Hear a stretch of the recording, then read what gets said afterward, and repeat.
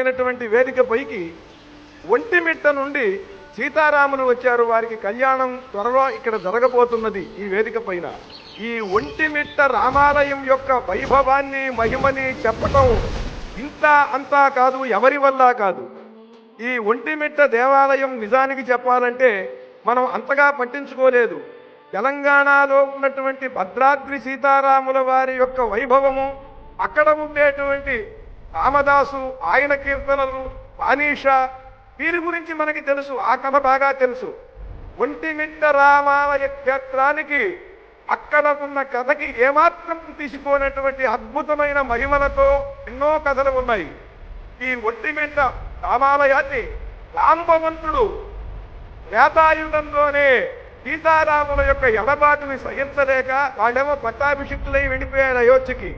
ఆ సీతారాముల్ని మనస్సులో ఆయన నిరంతరం తలుచుకుంటూ వారి పేరు మీద విగ్రహాలను ఆయన ప్రత్యేకంగా వాటిని చేసి వాటిని ప్రతిష్ఠించి పూజించాడు.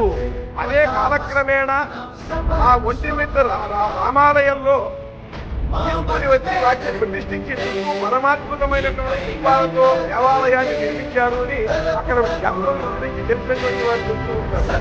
ఈ క్షేత్రంలో అన్ని కులముల వారు వచ్చి పరమాత్మకంగా ఆరాధన చేస్తారు స్వామి.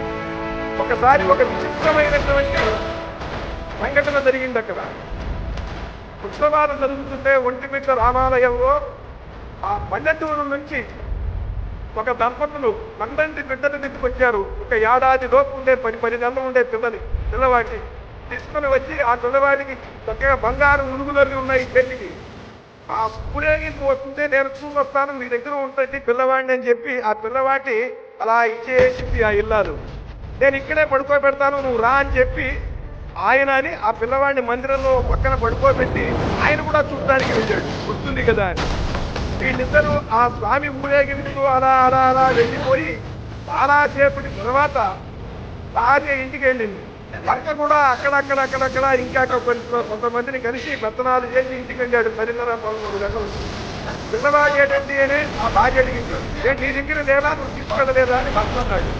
ఇద్దరు ఒక్కసారిగా జారిపోయి బాధపడుతూ పరిగెత్తుకుంటూ వచ్చి ఏడుస్తూ ఆ దేవాలయం దగ్గరికి వస్తే స్నానాలు వేసి అర్చక స్వామిని వెళ్ళిపోయారు.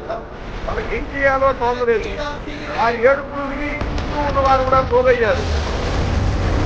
తెల్లవారులు కూడా నామస్మరణతో వచ్చారు.